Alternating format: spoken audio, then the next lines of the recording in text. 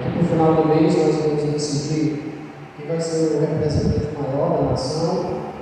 E a pastora pediu para me trazer uma série de estudos associados assim que nós possamos trazer essa de orientação e instrução bíblica acerca do momento atual que nós vivemos de política, governo e eleições, tá bom? Então, provavelmente vai ser 4 estudos, uma série de 4 estudos, onde nós vamos abordar de uma forma bíblica, certo? Visando orientar os irmãos de forma bíblica, não é uma opinião de crente A ou B, mas uma opinião bíblica, e se nada que for dito aqui estiver dentro da palavra de Deus, você tem liberdade total, tá, de poder chamar a minha atenção, tá bom? Puxar a minha orelha. Então, para o primeiro estudo, irmãos, dessa série que nós estaremos trazendo aqui durante essas 4 semanas, trata-se sobre governos dos homens e o governo de Deus, tá? Então, nós vamos falar sobre os governos instituídos. Então, primeiro, nós vamos ver aqui o governo de Deus nos céus. Vocês podem acompanhar aí, lá em Isaías capítulo 6, versículo 1 ao 3, Isaías vai ter a visão de Deus. Vai ser a primeira vez em que Isaías ele vai receber uma revelação de Deus. Então, como é que foi essa revelação? Ele vai dizer: no ano em que morreu Uzias, eu vi também ao Senhor assentado sobre um alto e sublime trono, e a cauda do seu manto enchia o templo, serafins estavam por cima dele, cada um tinha 6 asas, com 2 cobriam seus rostos, e com 2 cobriam seus pés, e com 2 voavam, e clamavam uns aos outros, dizendo: Santo, Santo é o Senhor dos exércitos, toda a terra está cheia da sua glória. Então aqui, por que eu trouxe esse trecho, esse texto principal, para falar sobre o primeiro assunto, que é o governo de Deus nos céus? Para que os irmãos entendam que governança é um assunto bíblico, tá? Porque as pessoas acham que o crente não pode falar sobre o governo, né? O crente, ele espiritualiza tudo. Não, o negócio de governo é coisa de política, é coisa de homem, é coisa de cachorrada, é coisa, não tem nada a ver com a Bíblia, não tem nada a ver com as coisas de Deus. Mas aqui nós vemos uma figura de Deus como rei, né? Isaías, a primeira revelação pessoal que ele tem de Deus é de Deus assentado no alto e sublime trono. Ou seja, Deus revela para ele: olha, Isaías, eu sou o rei aqui nos céus, né? Eu estou assentado sobre um alto e sublime trono. E existem seres aqui no céu, né, que me servem, né? E aí nós vamos ver os serafins, né, que voam por sobre o trono, e a referência que aqueles serafins tinham diante de Deus, né, de não quererem ver a face de Deus, porque 2 asas cobriam seus olhos e 2 cobriam seus pés. Os pés é a questão da integridade. A palavra de Deus, quando se trata acerca de pés, ele fala sobre o andar cristão, o comportamento do cristão. Então aqueles anjos, eles estavam mostrando para Deus que estava no trono, governando, reinando nos céus, um respeito, né, e uma postura de integridade. E 2 voavam, né? Ou seja, apesar de toda essa reverência perante a realeza de Deus, Deus não tinha tirado dos serafins a sua liberdade, porque com 2 asas os serafins voavam. Então, Deus, ele habita no alto e sublime trono. Alto, não há nenhum outro rei que esteja acima dele, ou igual ou comparado a ele, né? Porque as pessoas elas se equivocam quando vão dizer o seguinte: Satanás queria ser maior que Deus. Não, Satanás não queria ser maior que Deus porque não dá para ser maior que Deus. Ele queria ser semelhante ao Altíssimo. Essa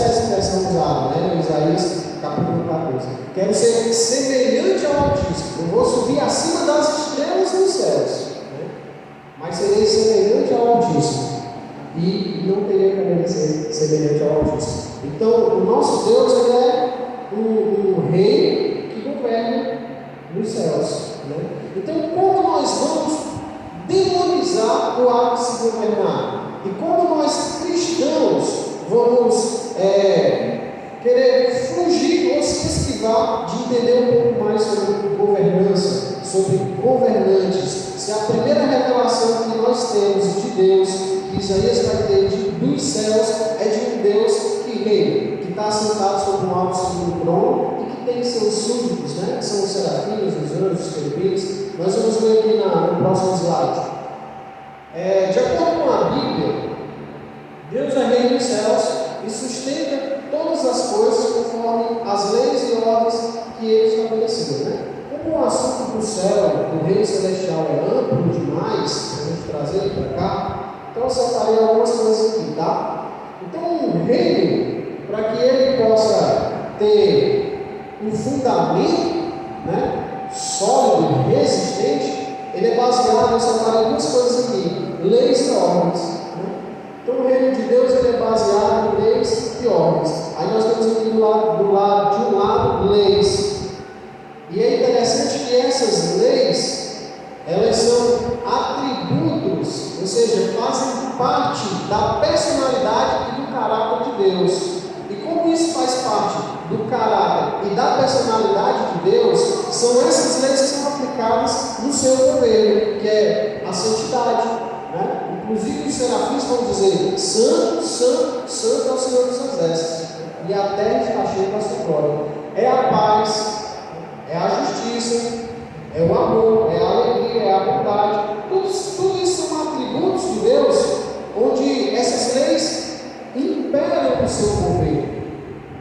Ou seja, no céu não há espaço para nada que venha de encontro, né, contra essas leis que são atributos do próprio Deus. E aí vem as ordens. Quais são as ordens? Seres viventes, né, que vai dizer lá em Apocalipse. Os teólogos ainda não chegaram à conclusão, né, de quem são esses seres viventes ou o que eles são, mas existe, está lá escrito na Bíblia.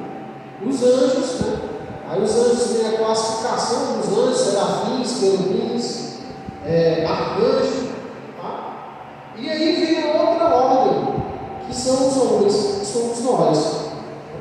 E cadê o Satanás, irmão? Os demônios são anjos, né? Só que foram anjos que caíram, né?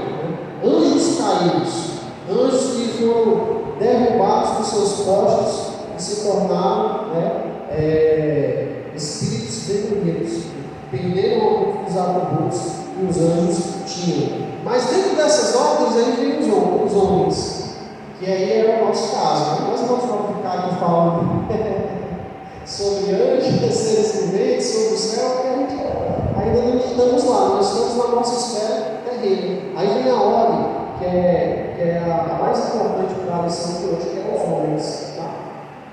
E como Deus classificou a ordem dos homens? É interessante, irmãos, que os anjos eles já existiam antes do ser humano. Os seres viventes já existiam antes dos seres humanos. O governo celestial de Deus, né, o seu reinado, já existia antes do ser humano. Então nós fomos a última ordem, né, na criação de Deus a ser criada, né, que fomos nós. E quando Deus nos forma, Deus estabelece ali na terra, quando Ele forma a terra e cria nós, né, como ser humano no sexto dia, Ele estabelece ali também o seu governo. Tá? Então, o governo de Deus na terra antes da queda. Gênesis 1, versículo 27. Criou Deus o homem à sua imagem, a imagem de Deus os criou, homem e mulher os criou. E aqui eu quero que vocês entendam o seguinte: olha que coisa tremenda, maravilhosa, como diz a pastora, é para dar glória a Deus no pé, é isso? Dar glória a Deus no pé. Deus cria uma nova ordem, irmãos. Deus decide criar uma nova ordem, que é o homem, de uma forma mais diferente de tudo que Ele tinha criado.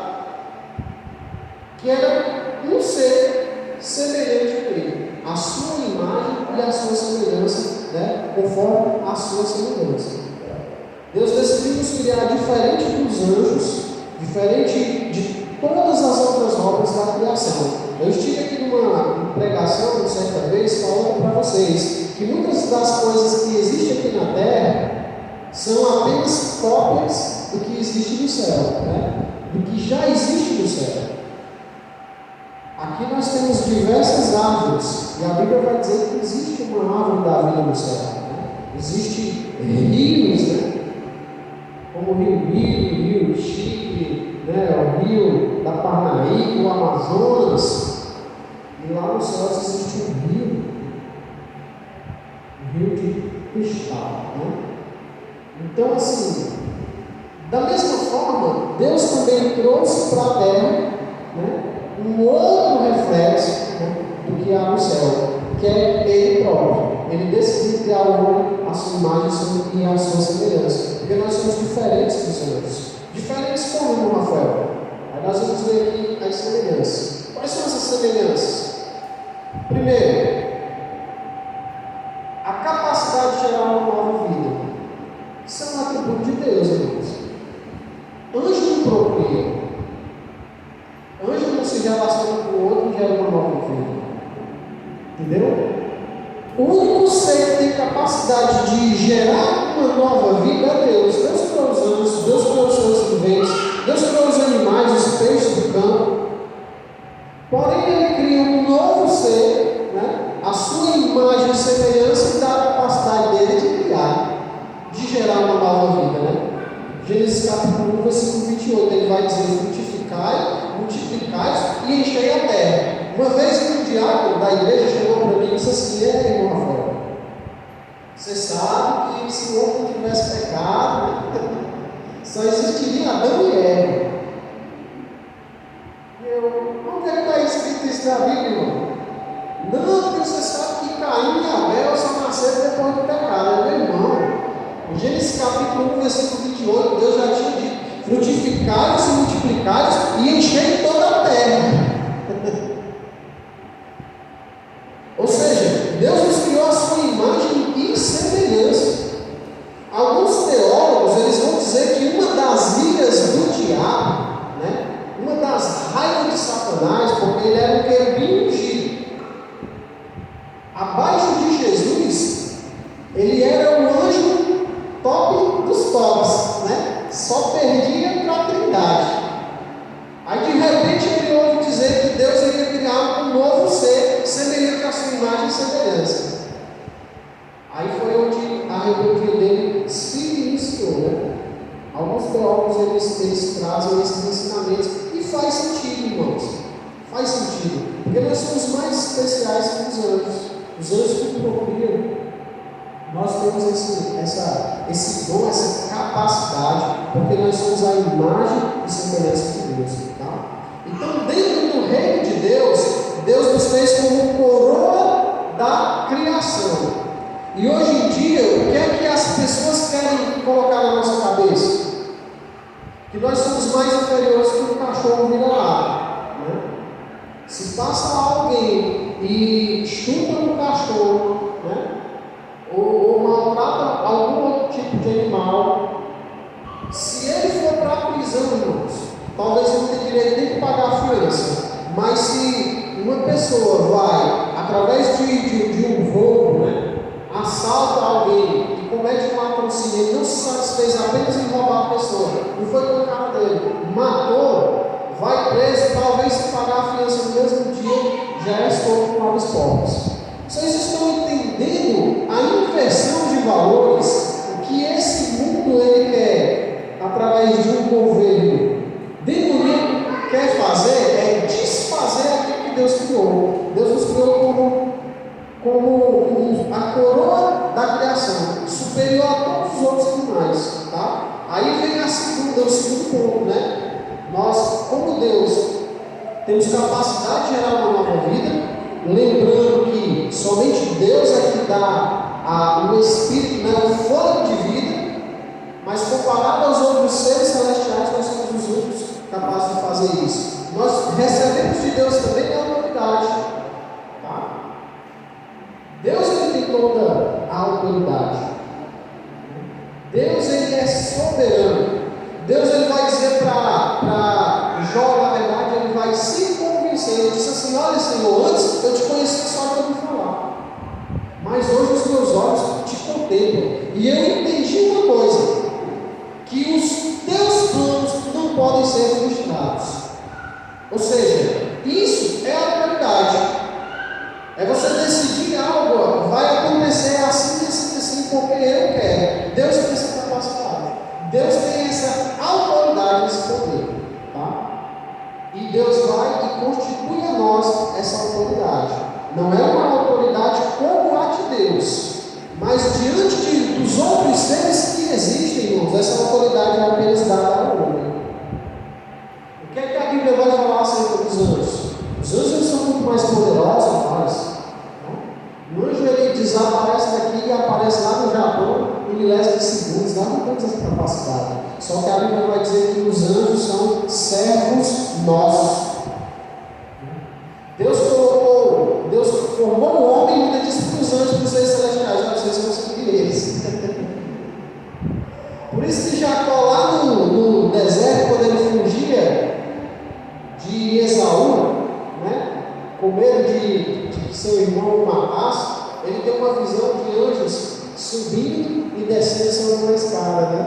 Ou seja, Deus estava dizendo para Jacó: olha, eu estou com você, não precisa se preocupar, porque eu já determinei que anjos te auxiliem na caminhada, você vai ser vitorioso. Os anjos subindo com informação, subindo com oração, e voltando com resposta, e voltando com o milagre de Deus, né? E a gente sabe que Jacó voltou um novo homem, muito próximo e muito abençoado. Então essa autoridade Deus deu para nós, olha, lá em Gênesis capítulo 28, e sujeitai a terra, e dominai sobre os peixes do mar, e sobre as aves do céu, e sobre todo animal que se move sobre a terra. Isso é a autoridade, Deus. Tudo que existe aqui nessa terra, sabe? Deus deu autoridade para que nós venhamos dominar. Não tem aquele ditado que diz o seguinte: a vida é dura para quem é mole, né? Está aqui em você. Por que isso é verdade, irmãos? Porque Deus nos deu a capacidade de sujeitar a terra e dominá-la. Foi uma determinação. Deus determinou: olha, está aí a terra, pode sujeitar ela, pode dominar ela. Por isso que a ciência avança, sabe? Por isso que a gente consegue capturar qualquer animal, por mais selvagem que ele seja. Deus nos deu uma capacidade de poder não somente dominar, como controlar esses animais. Entendeu, gente? Por isso que a medicina está avançando, né? Mais e mais anos as pessoas vão descobrindo novas formas, e dessa forma vai procurando uma maneira de prolongar a vida do ser humano, curando enfermidades, curando doenças, né? Aí vem um abestado dizer nas redes sociais: vocês creem em Deus e agora querem vacina para poder se curar da Covid, né? Meu irmão, se o homem chegou a descobrir, né, chegou ao conhecimento de criar uma vacina para curar alguma coisa, é por causa dessa autoridade que Deus nos deu: sujeitar a terra e dominar. É por causa disso aqui, não é por outra razão, não, é porque Deus determinou para nós. Por que os primatas, né, que dizem a ciência aí que são os nossos primos, eles nunca evoluíram, irmão? Desde que eu me conheço com gente, conversando com meu pai: você viu algum macaco evoluir para alguma transição assim entre o macaco e o homem? Não existe, irmãos, porque não foi dado a esses animais. O que foi dado a esses animais foi somente o seguinte: vocês vão obedecer aos homens, os homens vão dominar vocês, vão sujeitar vocês, tá bom? Lógico que a gente é responsável por cuidar da terra, e não é por isso que nós vamos sair aí maltratando animais de forma nenhuma, até mesmo porque a Bíblia também ela vai discriminar isso. E nas leis de Israel, existe, punição para quem mata um animal sem nenhuma justificativa, tá bom? E em outra semelhança, possessão, né? Havendo, pois, o Senhor Deus formado da terra todo animal do campo, toda ave dos céus, os trouxe a Adão para este ver como chamaria. E tudo o que Adão chamou a toda alma vivente, isso foi o seu nome. Gênesis capítulo 2, versículo 19. Ou seja, Deus trouxe todos os animais da terra para Adão e disse assim: olha, Adão, pode dar o nome que você quiser para esses animais. Aí ele viu aquela ave, bicozão bem grandão, e rapaz, você tem cara de tucano. Mas chamar olhou para o macaco, rapaz, você tem cara de macaco, aí se chama macaco. Foi assim, moço. Olha que coisa tremenda. Deus deu a ordem: ó, você vai dominar os animais. E para que não houvesse nenhuma dúvida a Adão, ele traz os animais para Adão e diz assim: olha, Adão, pode batizar eles aí por dia. E dar nomes a alguém, irmãos, é um sinônimo na antiguidade de posse, sabe? Por que a Rebeca recebeu o nome de Rebeca? Porque ela é uma posse, é uma herança do Senhor pastoreada no Moisés. Então eles batizaram ela com o nome de Rebeca. Quando um guerreiro construía conquistava uma cidade, um território, ele ia lá e mudava o nome, vai se chamar assim e assado.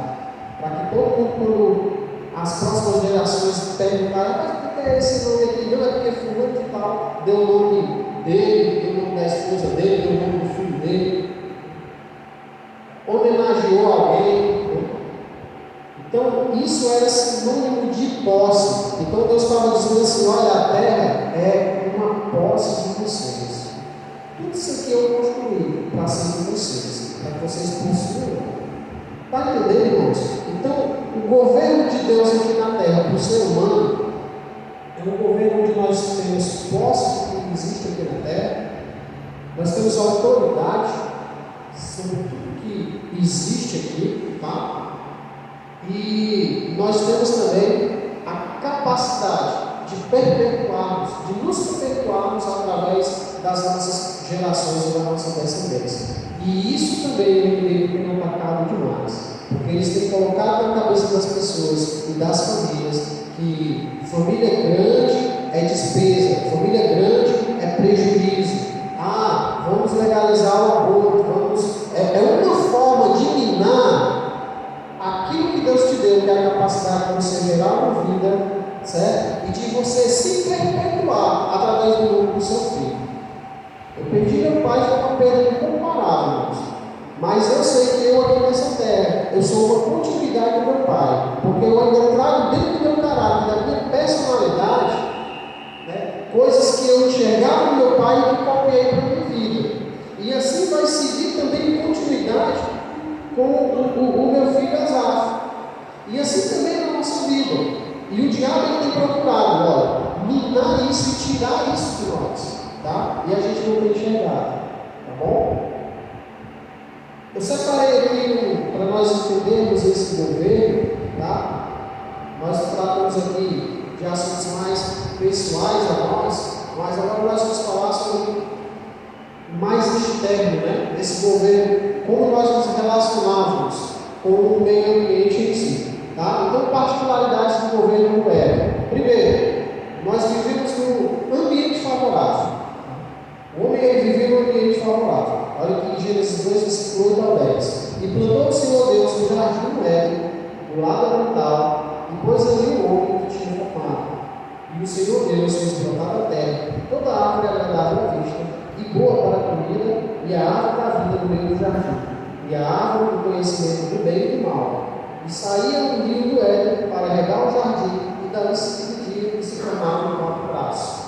Gênesis 2, versículo 8 ao 10, tá? Então, era um ambiente favorável. Tinha água, tinha um jardim, o homem ele lavrava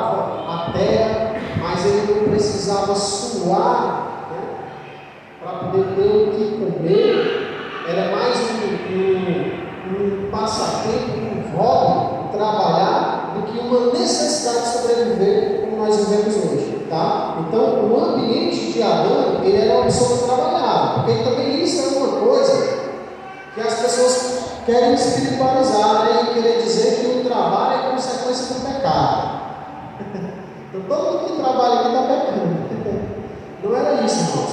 Deus já tinha colocado o homem no jardim para lavrar e cuidar do jardim. E se trabalho fosse pecado, aí Jesus tinha pecado, né? Porque ele falou assim: meu pai trabalha até agora e eu também trabalho também. Então Jesus estava pecando. Então o trabalho é um projeto de Deus, tá?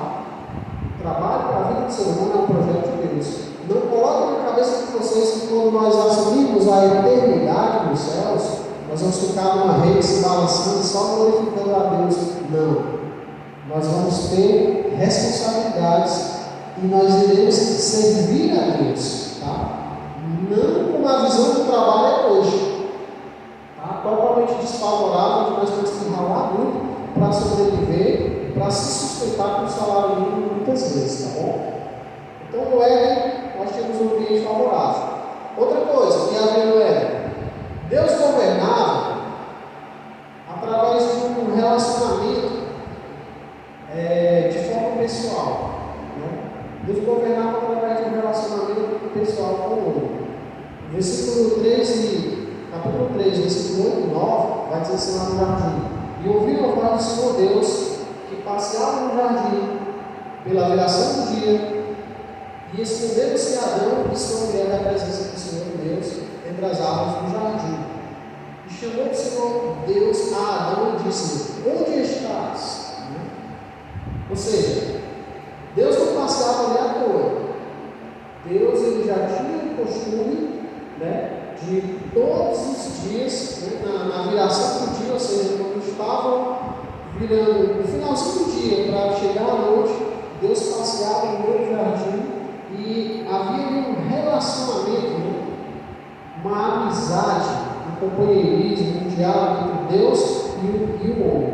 Então, era um relacionamento pessoal, né? Como se eu estivesse aqui e vocês aqui em frente. Era assim que Deus se relacionava com Adão. Não era como um espírito, não, tá? Deus não chegava ali no jardim do Éden como um espírito, não, era como uma pessoa mesmo. E eles trocavam ali um relacionamento pessoal de conversa formal com dois amigos, tá bom? Então o que acontece? Então existiam essas duas particularidades no governo do Éden. E no governo de Deus depois da queda, porque nós falamos sobre o governo de Deus antes da queda, tá? E como foi que ficou depois da queda? Porque nós sabemos que o homem pecou, transgrediu os mandamentos. Então, como foi que ficou, né, esse governo de Deus?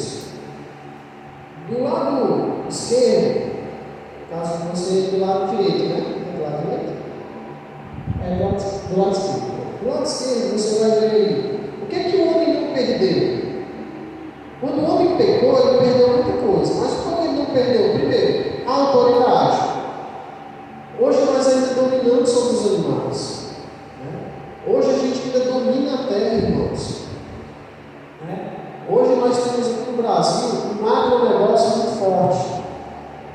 E 7% de terra no Brasil,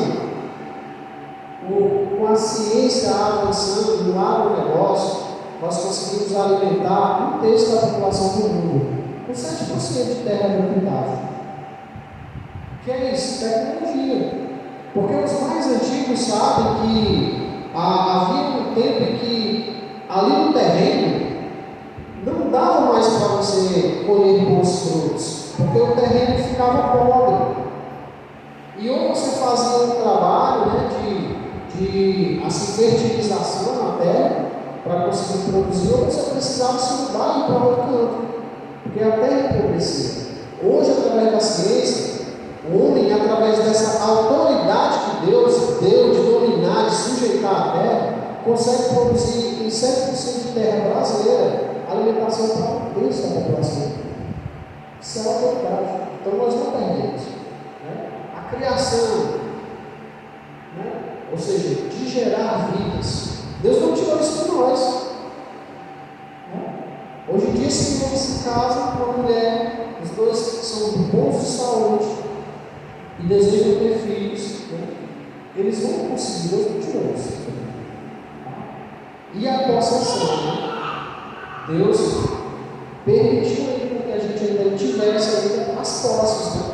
de dar o nome dos nossos filhos, de descobrirmos, a ciência descobre uma coisa nova, né? Aí batiza ali com o nome ali que representa todos os estudos, tudo que eles exploraram, tudo que eles fizeram. Deus ainda continua dando isso ao ser humano, né? Hoje as nações que existem foram o quê? Frutos de pessoas que possuíram terras e construíram comunidades enormes e formaram cristãos. Isso é posse, Deus não tirou. Né? Não foi perdido no jardim depois da queda. Mas onde foi que o ser humano perdeu? Aí na ciência. Né? Primeiro deles. Ou seja, saber o que é o mal e saber o que é o bem. E decidir o que é que nós vamos viver. Vamos, assim, cumprir, né? Se comportar de que forma? Fazendo o que é bem ou fazendo o que é mal? É o que Deus fala lá para Caim. Olha, Caim, o mal, quando Caim estava já cogitando, já planejando matar o seu irmão, Deus vai dizer para Caim, lá no versículo 8, capítulo 4 de Gênesis, o seguinte: olha, Caim, o mal está à porta, mas a ti cabe controlá-lo. Mas a ti cabe controlá-lo. E se você se proceder bem, você não vai ser aceito. Deus diz para Caim: olha, a sua fé não foi aceita, mas se você tiver que proceder e caminhar uma conduta boa, você não vai ser aceito. Mas aí Caim decidiu fazer o que era mal. O que foi que mudou na inocência? É porque o ser humano, Adão não conhecia o que era mal. E após o pecado ele passou a conhecer o mal. Outra coisa que perdemos, um ambiente favorável. O jardim do Éden, tudo é tranquilo e favorável. Né? Mas depois do pecado, Deus vai dizer: maldito é a terra por teu causa. Agora você vai ter que governar a terra, onde você vai precisar se esforçar mais. Você não vai querer sujeitar, dominar a terra, ou você vai rolar, meu filho. Você vai ralar muito, aí tem que trabalhar muito, suar muito a camisa, porque o ambiente agora não vai ser mais favorável. Deus disse assim: antes a terra só possuía frutos, só produzia frutos, agora ela vai produzir espinhos e ela vai produzir também abrolhos. Você sabe o que é abrolhos? Ervas daninhas. É aquelas ervas que nem o ambiente não fica nem bonito, nem gera frutas, né? Nem gera sementes, é só para matar as outras ervas que traz algum benefício para a humanidade. Então a terra passou a produzir isso aí. O homem passou a viver num ambiente desfavorável, certo? Outra coisa que ele perdeu, a vida eterna. Enquanto o homem estava no jardim, ele comia do fruto da árvore da vida. E assim ele viveria para tudo sempre. Mas aí, quando o homem pecou, Deus expulsa o homem do jardim do Éden. E a decisão é justamente por causa disso: olha, o homem não vai no pecado ficar se alimentando do fruto da árvore da vida. Então vamos tirar ele do jardim. E colocou um anjo na guarda do jardim para que o homem ele não voltasse. E perdeu o relacionamento com Deus. Né? Que tipo de relacionamento com Deus? Aquele relacionamento pessoal que ele tinha, de Deus se apresentar como uma pessoa e conversar com ele pessoalmente. E por que ele perdeu, irmãos? Lembra que o governo de Deus ele é estabelecido em leis, e uma das leis é santidade.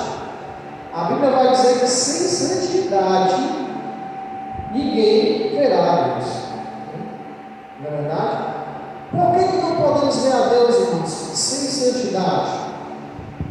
Porque o pecado, ele é disseminado, ele se evapora na presença da santidade de Deus.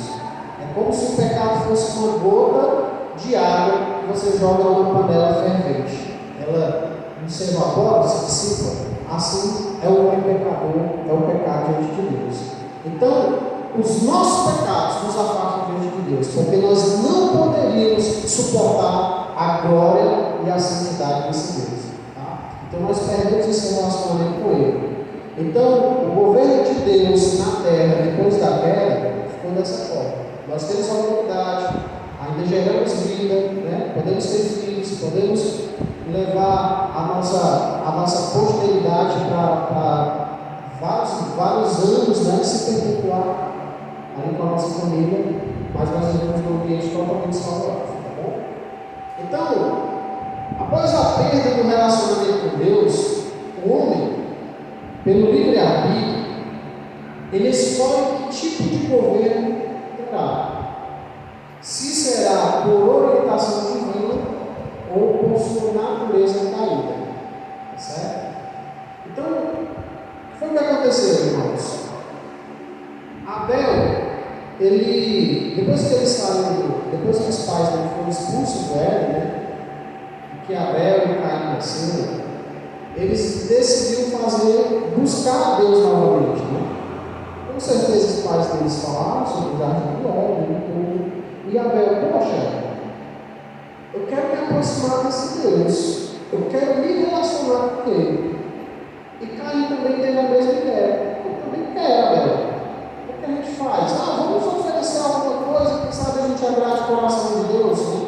E aí um dia Abel conseguiu agradar o coração de Deus e Caim não. Por que razão? Porque Deus olhou para Abel primeiro, não para a sua oferta. A Bíblia vai dizer assim, que Deus olhou para Abel e sua oferta e o aceitou. Só que olhou para Caim e sua oferta e o rejeitou. Então Deus olhou primeiro para quem? Não é o que nós oferecemos a Deus, irmãos, mas é o que nós somos a oferta. Tá?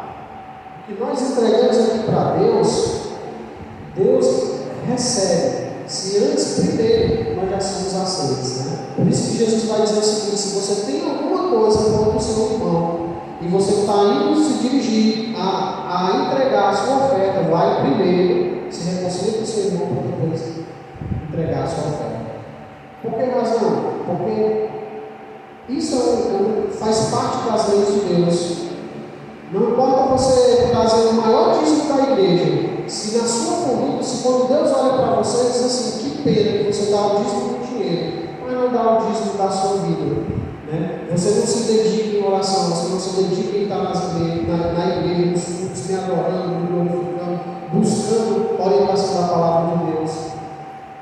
Então nós já fomos reprovados. Foi por isso que Pedro ele disse para Ananias e Safira, ele disse assim: olha, rapaz, ninguém pediu dinheiro de vocês, não.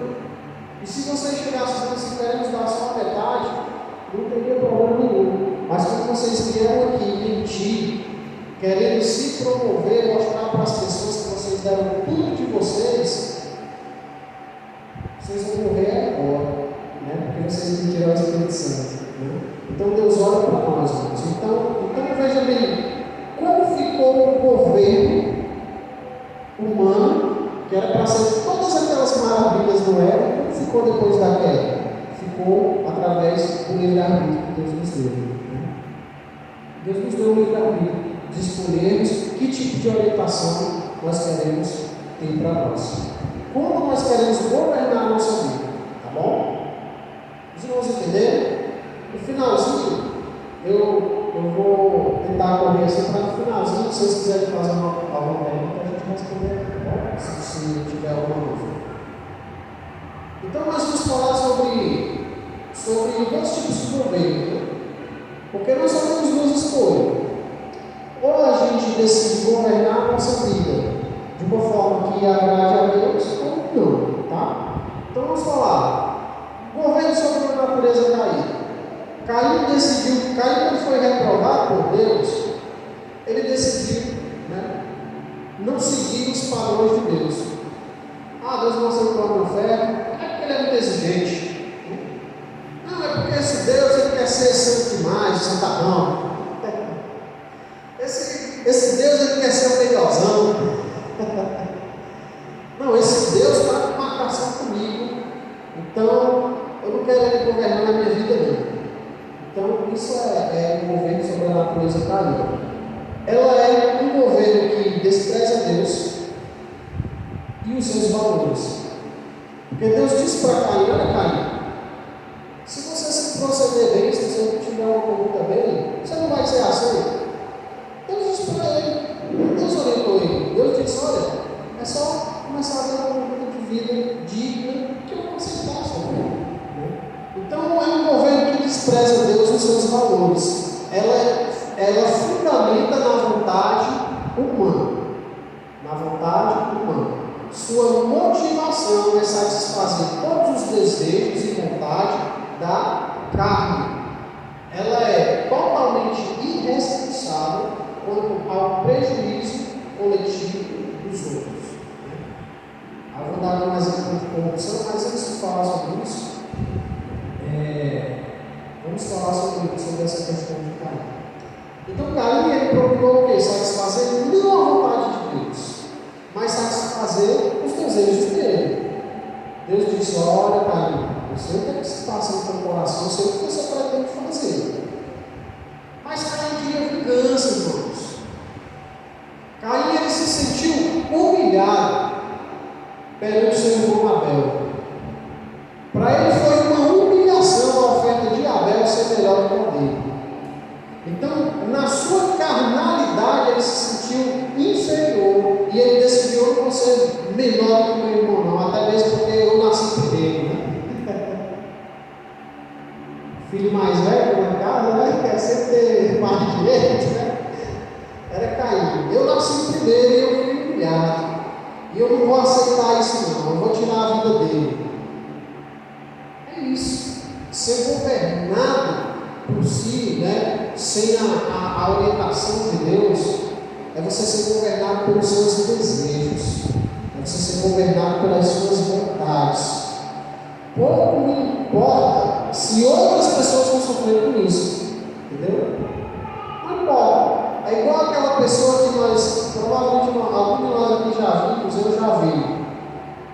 O repórter chega e diz assim: rapaz, você esfaqueou, esquartejou a sua esposa, a qual você vivia 5 anos. Por que você fez isso, rapaz? Cidadão, né? Por que você fez isso, né? Porque a jornalista gosta de meter as coisas, né? Aí ele vai dizer assim: não, é porque eu amo demais ela, e eu amo tanto ela que eu não conseguia viver sem ela.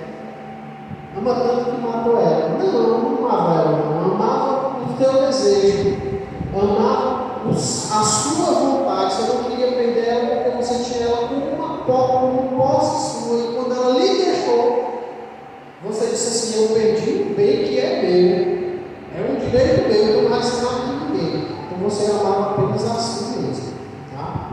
E o sistema mundano, ele procura muito maquiar isso, irmãos. Ele está cheio de vontades onde não é a vontade do próximo, tá? Onde não é a vontade coletiva, e ele procura deixar embelezado. Não é porque eu amava ela, né? Não, é porque é para o bem de todos, mas na verdade é para o bem dele, né? E aí vem a questão da corrupção. A corrupção, ela é o quê? É você corromper o original. Se corromper é isso, é você pegar o original e alterar ele, e mudar ele, né? Ou seja, aquilo foi corrompido. É igual você receber um produto na internet, chega na sua casa sem o selo, né, de inviolável. Foi corrompido. E isso, daqui a um mês vai funcionar o produto. Quem que garante que esse produto veio realmente da fábrica, né? Porque foi corrompido. E a corrupção é isso. São pessoas que estão no poder, que estão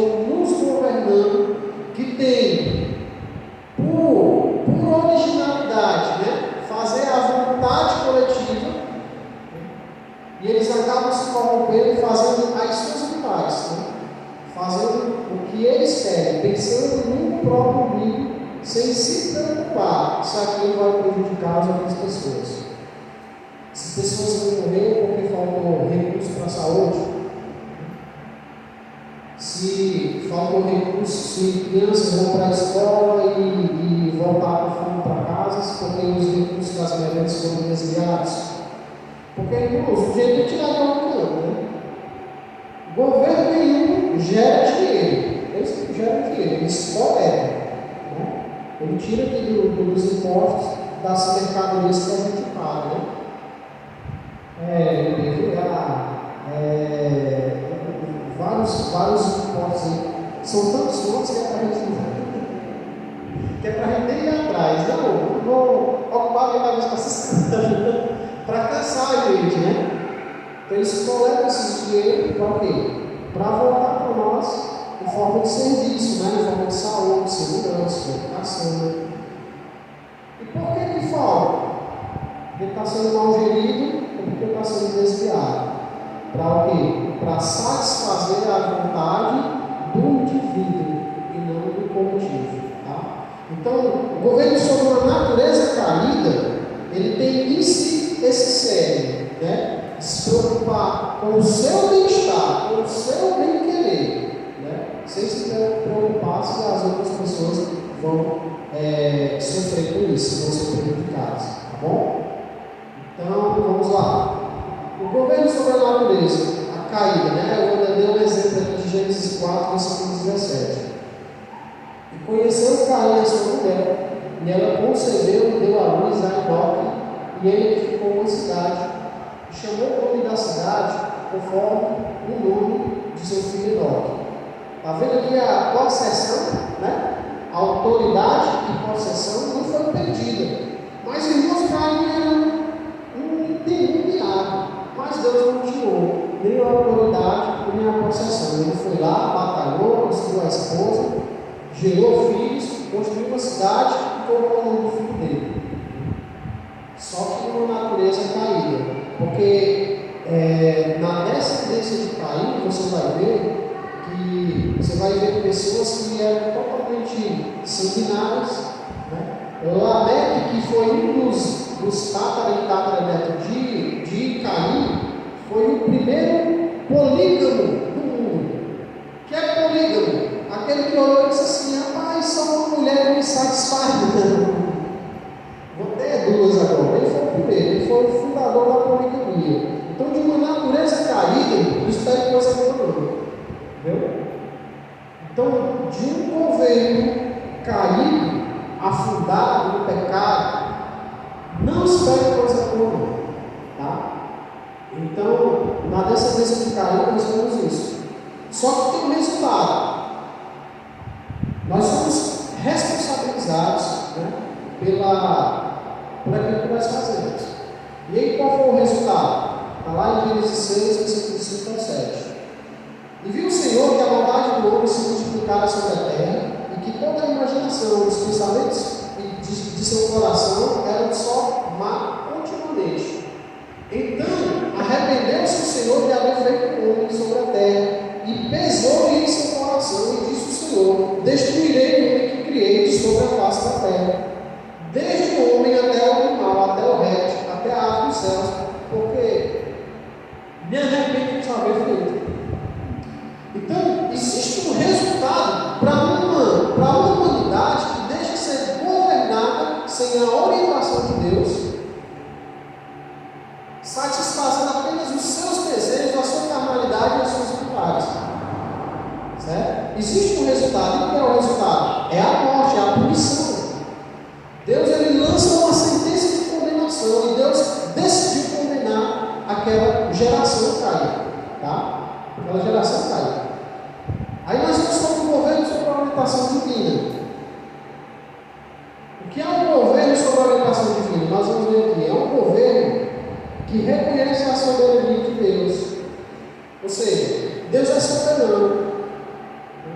Ou seja, Deus é que tem que governar tudo. Ela fundamenta em agradar a Deus.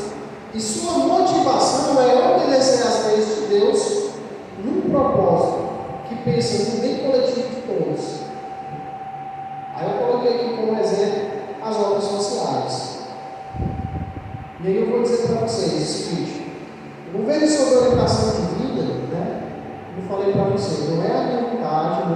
dele, como está escrito aqui. É me agradar a Deus. O que é que Deus nos orienta? O que é que a Bíblia fala acerca disso aqui? Aí as obras sociais é um exemplo disso, irmãos. Porque o que é as obras sociais? São ações que nós fazemos voluntárias a pessoas carentes, não é verdade? Quando nós estamos fazendo isso, nós estamos obedecendo o maior mandamento. Qual é o maior mandamento? Amar o próximo como Jesus nos amou. Nem como nós mesmos, mas como Jesus nos amou. Esse é o maior mandamento. Mas, irmão, a Bíblia não diz também amar a Deus sobre todas as coisas? Né? Aí, o próprio João que fala isso, amar o próximo como Jesus nos amou, ele vai dizer o seguinte: como é que você diz que ama a Deus se você não ama o seu próximo? Entendeu? Como é que você diz que ama um ser que você não vê, mas odeia o seu irmão que você vê? Então, se eu tenho capacidade, irmãos, de amar o próximo, de se compadecer dele, de ver ele num momento de fragilidade, de dificuldade, e eu vou lá e ajo com misericórdia e ajudo a ele, eu já estou demonstrando um amor que eu recebi de quem? De Deus. Entendeu? Eu não preciso. Sabe como é que eu provo o meu amor a Deus? Quando eu me amo, quando eu quero o bem de você, quando eu penso em você mais do que o que eu penso em mim. Porque foi isso que Jesus fez. Jesus não veio para viver uma vida luxuosa, para ter mansão, para ter pessoas paparicando ele. Jesus não veio fazer isso, irmãos. Jesus veio morrer por nós. Ele não pensou em si, ele pensou no próximo, na fragilidade do próximo. Não, eu preciso salvar essa vida que está se caminhando para o inferno. Está se caminhando para a eternidade com Deus. Então não importa a minha vontade, eu vou ajudar ele. Por isso que Paulo vai dizer lá em 1 Coríntios 13, né, que o amor, o verdadeiro amor, ele não se preocupa em fazer os seus próprios interesses. Né? Ele não se preocupa com os seus próprios interesses. Esse é o verdadeiro amor.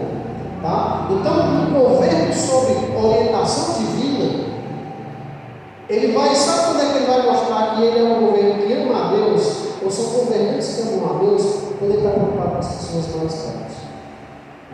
Quando ele ajuda de verdade, né? Com ações sociais. Agora, deixa eu dizer uma coisa para você. É difícil isso partir de um governo, viu? As maiores obras sociais, eu desafio você a procurar. As maiores obras sociais que você encontra no mundo não são governos que fazem. Não são governantes que fazem. São igrejas. São igrejas. Por que são igrejas? Porque é aqui que nós aprendemos a amar o próximo. Porque é aqui que nós aprendemos a amar a Deus. E amando a Deus, nós sabemos, nós queremos fazer a vontade dele. Qual é a vontade dele? Amar o próximo. Se você pegar as leis do Antigo Testamento, você vai ver a primeira e a segunda lei se tratando a Deus, que é amar a Deus sobre todas as coisas, e a segunda é não adorar outro Deus. Mas todas as outras 8 se trata de você tratar bem o próximo, de você não se interessar pela mulher do próximo, de você não defraudar o próximo, de você não matar o próximo.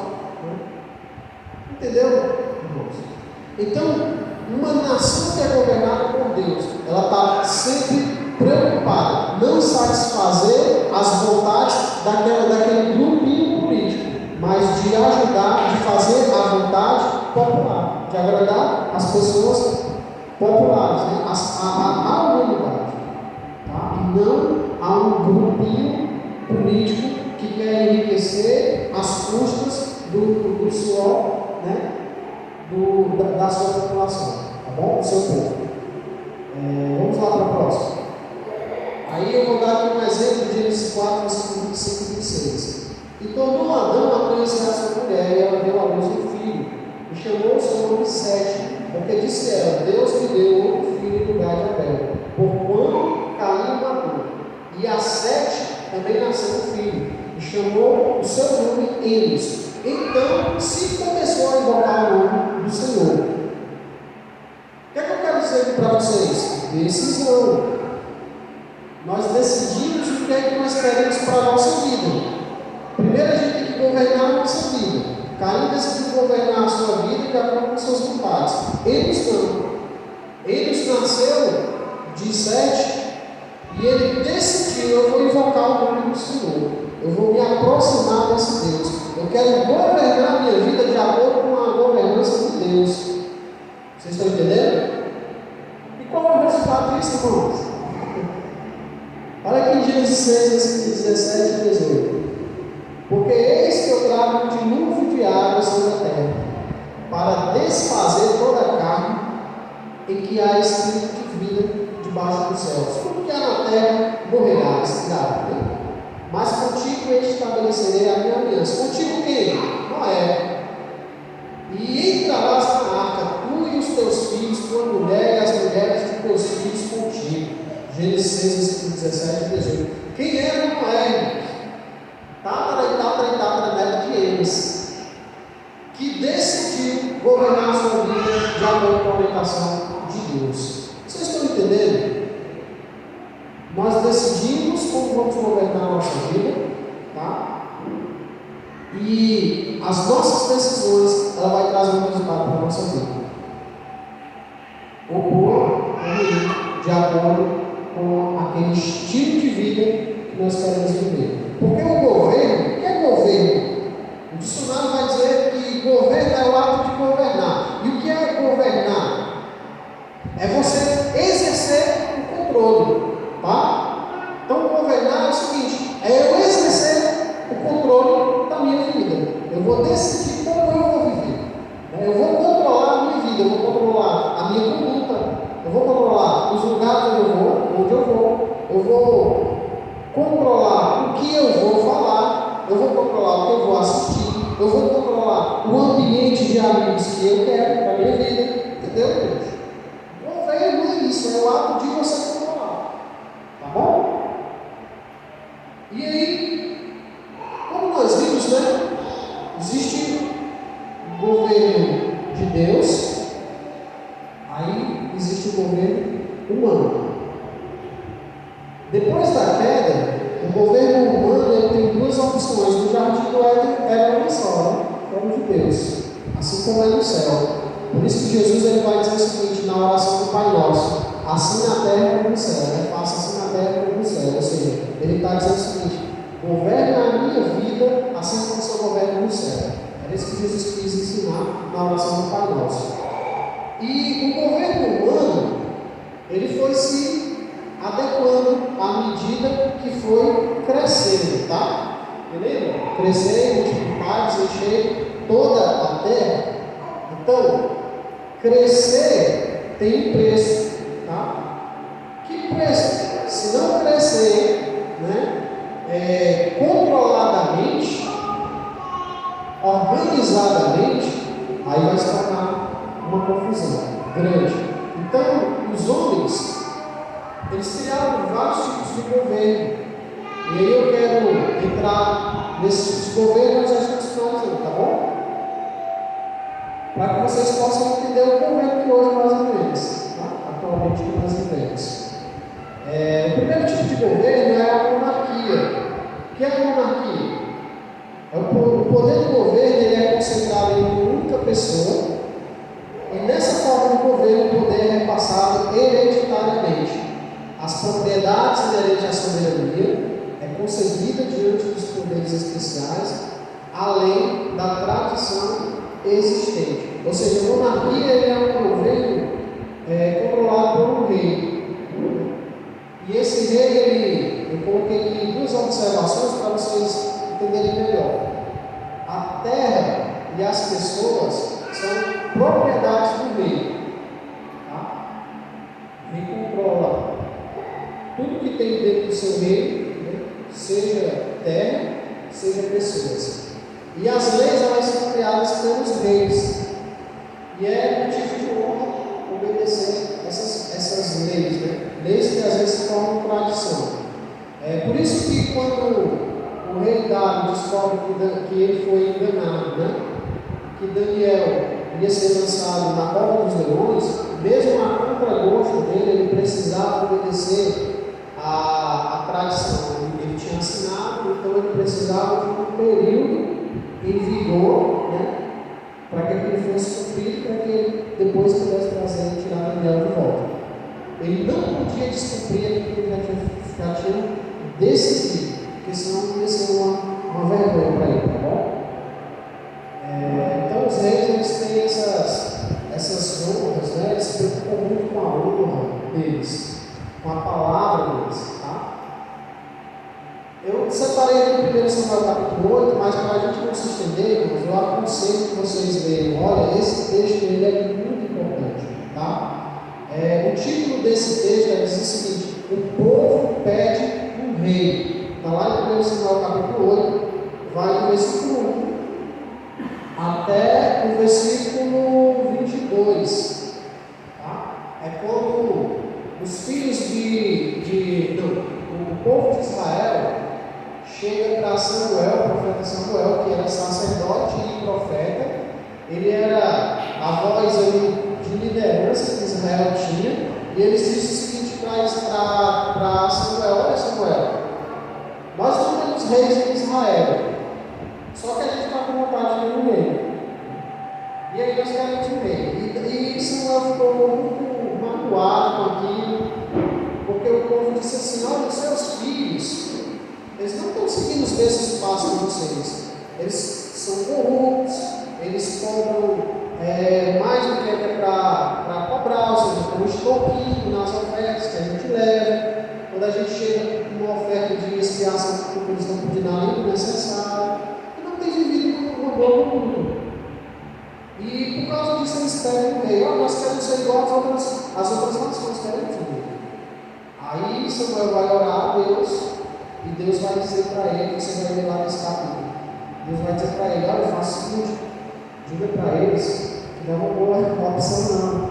Diga para eles que o rei vai passar a ser dono de tudo que eles têm, vai ser dono deles, vai recrutar os filhos dele para o exército, vai recrutar as melhores filhas para ser parteiras do palácio, e vai retirar uma boa parte dos bens de vocês. Mas o povo disse assim: queremos o rei. Aí Deus retorna a falar para Davi o seguinte: põe dê a ele mesmo, dê a eles mesmo, quer ver? Dê a eles mesmo, tá? Então aqui é um exemplo do reinado, como o reinado ele passou a existir lá na nação de Israel. Aí tem mais dois tipos de governo que eu quero falar para vocês. Um é a oligarquia, que está do lado esquerdo. O que é a oligarquia? Corresponde ao regime de governo vinculado ao controle de uma quantidade restrita de pessoas. E essas distribuem uma série de vantagens devido à sua condição necessária do poder. Vou dar mais um exemplo para vocês. No Brasil, logo quando se iniciou a República, na época do Marechal, da Deodoro, da Fonseca, deixamos de ser uma monarquia para sermos uma república. Eles diziam: a república é para haver uma democracia, é para a população eleger quem vai ser os seus governantes. Porém, isso não aconteceu. Era uma espécie de oligarquia. Eles botaram o nome de república só para ficar bonito, né? É o politicamente correto, né? Para as pessoas: olha que o Brasil é um país justo e honesto. Mas por que era uma oligarquia? Porque pobre não podia votar, mulher não podia votar, certo? Não era qualquer empresário que podia votar. Era uma classe restrita de pessoas que podiam eleger quem era quem governar o país, tá bom? Então eram pessoas muito ricas. Então eles escolhiam, decidiam quem era que ia representar, quem ia governar o Brasil, e assim se foi. Até que passaram alguns anos, aí surge a democracia, depois de muitas lutas, né, muitos conflitos sociais, manifestações sociais, eles criam a democracia. O que é a democracia? O representante é escolhido pelo povo, através de votação, para que assegure primordialmente a vontade popular. Atualmente a democracia é dividida em três poderes: legislativo, executivo e judiciário, que devem ser autônomos e harmônicos. E aqui eu quero falar o seguinte para vocês: gente, as pessoas que anulam o seu voto, né? Ou pessoas que não querem votar, a minha opinião, tá bom? Eu sei que você pode ter vários motivos para não querer votar ou não querer anular o seu voto. Mas deixa eu dizer uma coisa para vocês. É um desrespeito muito grande. Porque eu dei um exemplo para um jovem lá do trabalho que disse que ia anular o seu voto. Eu disse assim, olha, vamos supor, eu vou trazer esse mesmo exemplo para vocês, tá? Vamos supor que você é um menor de idade e você mora com seus pais, você é totalmente dependente dos seus pais, mas infelizmente aconteceu um desastre. Você perdeu os seus pais. Você não tem mais pai nenhum. Só que a justiça chega para você e diz o seguinte: olha, Renato, você tem duas opções. Você vai escolher alguém para ser responsável por você, ou então você vai deixar mais escolhidos. Aí eu pergunto: o que é que você faria? Não me responda. Mas quando você anula o seu voto, você deixa de votar, você está dando a oportunidade para outra pessoa decidir quem que vai governar a sua vida. Tá?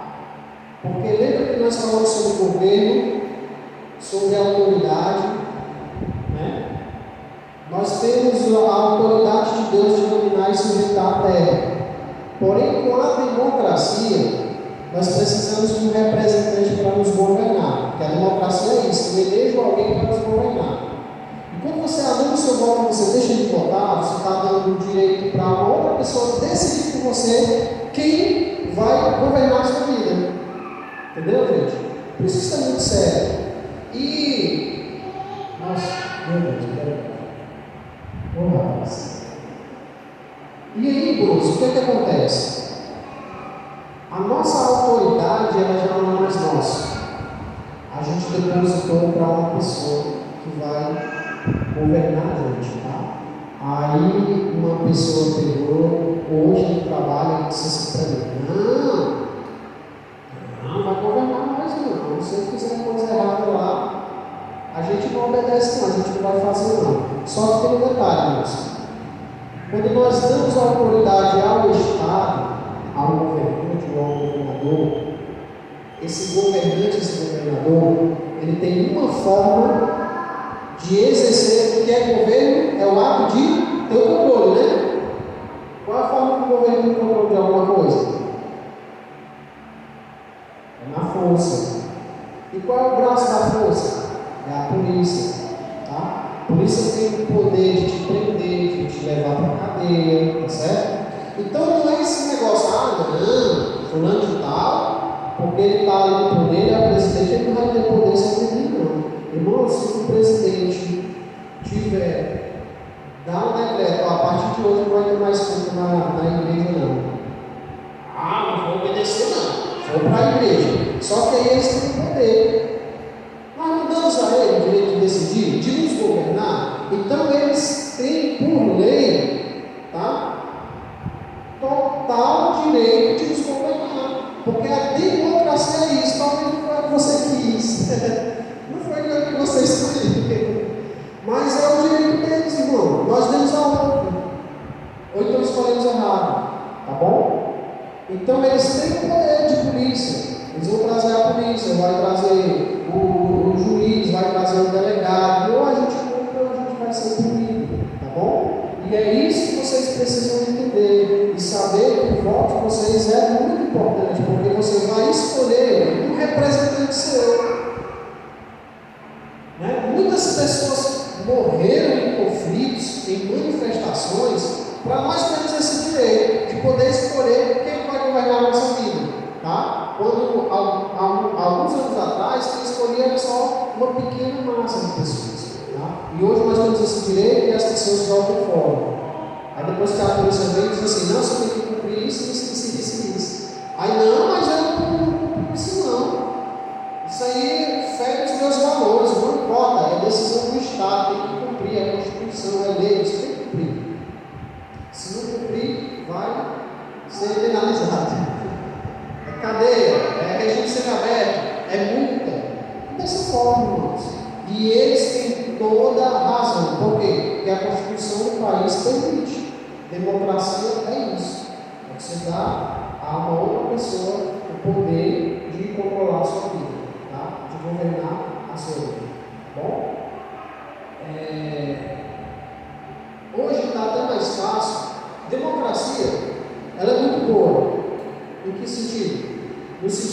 que, eu sou defensor dos animais.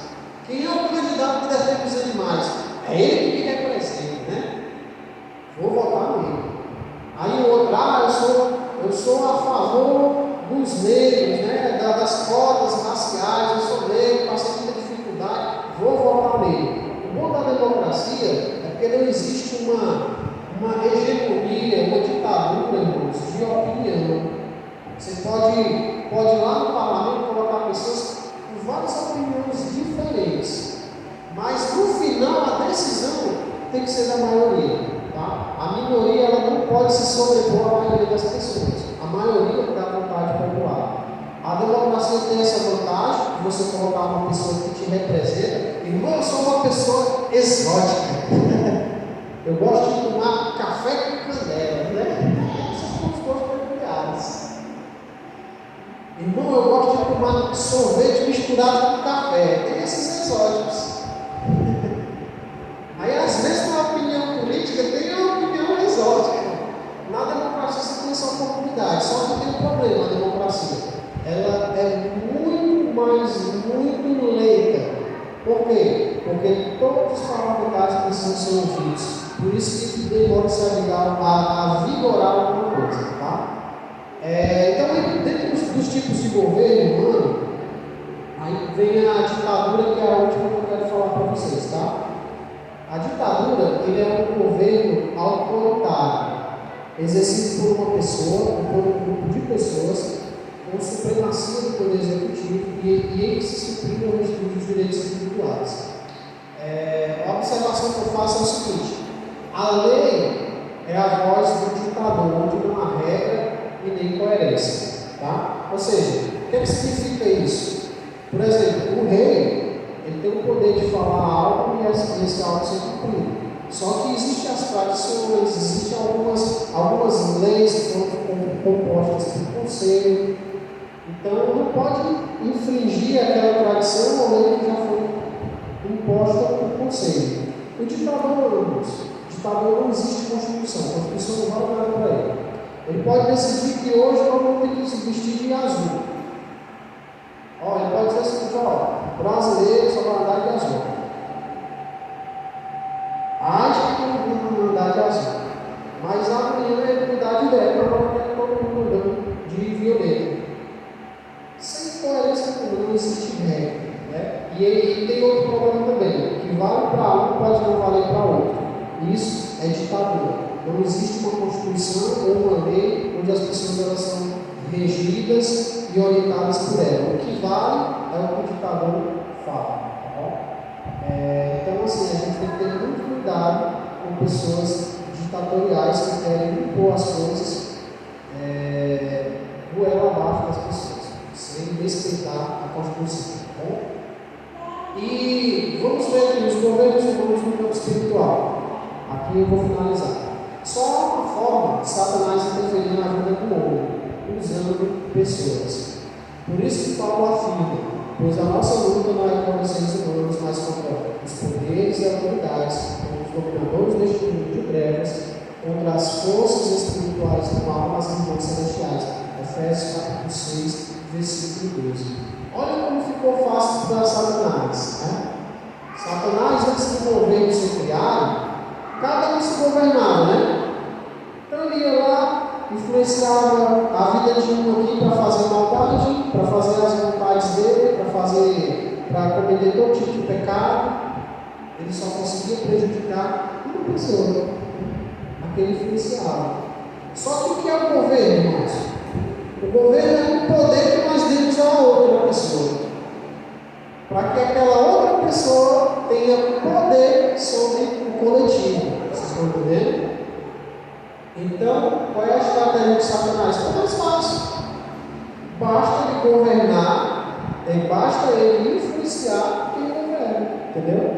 Porque os governantes, vamos falar apenas do cargo máximo, que é o presidente, porque ele faz tudo sozinho, né? Tem os parlamentares e os senadores que criam leis também, fazem propostas de leis. Então, se Satanás controla o parlamento em geral, a chance dele fazer com o poder do Estado a gente faça coisas que desagradam a Deus é maior, porque isso não vai ser uma opção nossa, entendeu, irmãos? Vai ser uma imposição. E como é que é feita essa imposição? Na força, usando a polícia, usando as armas, tá bom? Então ficou muito mais fácil para Satanás. Então, dentro do campo espiritual, existe o principado das trevas, né? São esses principados das trevas. São demônios que atuam como príncipes e governantes, influenciando a nação a viver com os elementos do amor do bem de Deus. Eles atuam com duas finalidades: desviar a oração a Deus e desviar a nação de uma conduta de santidade, onde a moral ela não é respeitada, onde os valores de Deus não são respeitados. E aí o que a palavra de Deus fala? Que o homem semear não vai colher.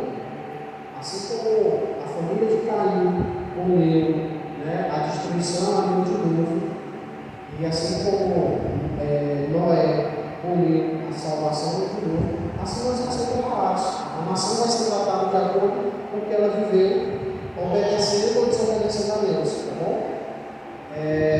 Lá em Daniel capítulo 10, só para vocês lerem, versículo 8 ao 14, vocês vão ver um exemplo disso. Daniel estava orando em favor da nação de Israel, porém dentro da Babilônia havia um demônio espiritual, um principado espiritual, que estava fazendo oposição no mundo espiritual a Daniel. De modo que Daniel estava muito abatido, sofrendo muito, e não estava tendo resposta de Deus, tá bom? Vocês vão ver isso lá. E, por último, irmãos, quando o justo reina, o que acontece quando o justo reina? Quando o governo ele tem um representante que é o justo. Primeiro, lembra que a terra ficou... Nós perdemos muitas coisas, né? Ambiente desfavorável, várias coisas nós perdemos de idade velha, passamos a trabalhar mais para que conseguimos as coisas. E olha como é que começa a promessa de Deus. Se o meu povo que se chama pelo meu nome se humilhar e orar, buscar a minha face e se afastar dos seus maus caminhos, dos céus eu ouvirei, perdoarei o seu pecado e curarei a sua terra. Então não importa assim a lama que um país ou uma nação esteja vivendo, irmãos. Inflação, pandemia, pode ser todos os tipos de assim, atrocidades que se possam imaginar numa terra, frutos das consequências de que os seus antecessores fizeram, tá? Mas quando o justo reina, olha aí, se ele se humilha, se ele clama a Deus, ele vai ter de Deus restauração, ele vai ter cura não somente para ele, mas para a terra. Olha que promessa maravilhosa. Como é que nós podemos desejar termos um representante que, assim, no mínimo tema a Deus, que tenha essa consciência de que é responsável por várias pessoas?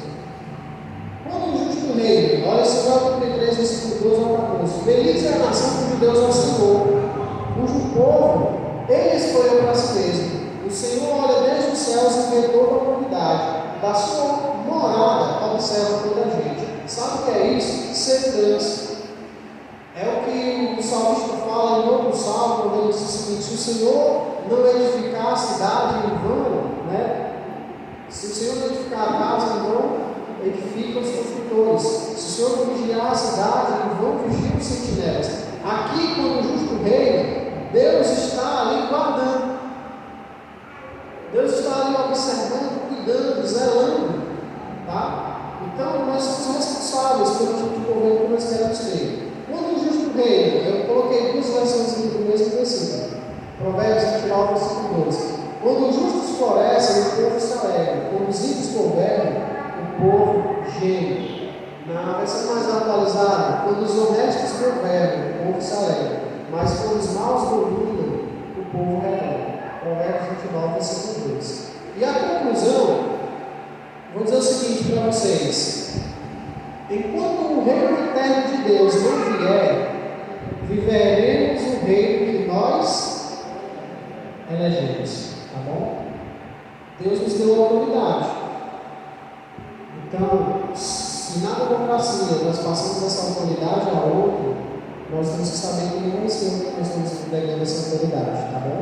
Porque Ele vai ter todo o direito sobre nós, tá certo, irmãos? Então, esse é o primeiro. Desculpa por ter prolongado, espero que vocês tenham gostado. E na próxima aula aí, as pautas de expansão do governo das trevas. Nós vamos falar um pouco mais sobre aborto, drogas, violência, ideologia de gênero. Né? Como Satanás tem usado esses temas para fazer com que a nação peque cada vez mais e sofra as consequências, né? A punição das suas atitudes aquilo que tem plantado. Então, como combater isso? Segundo Timóteo capítulo 2, versículo 5, Paulo vai dizer: se alguém também milita, não é coroado, se não militar legitimamente. Resumindo, o que eu quero dizer com isso? Nós estamos numa batalha, nós estamos numa guerra, nós somos soldados de Deus aqui nessa terra, nós estamos aqui para expandir o reino de Deus. Não é para sentarmos numa cadeira e ficarmos confortáveis, né? Mas é para nós pelejarmos pelo reino de Deus, tá bom? Espero que os irmãos tenham gostado. Que Deus abençoe a vida de vocês. Quero convidar o irmão Alex, nosso irmão Alex, vai fazer essa oração por nós. E se você puder convidar mais pessoas para estar aqui na próxima terça, aprendendo um pouco mais sobre o governo que agrada a Deus, vai ser muito melhor que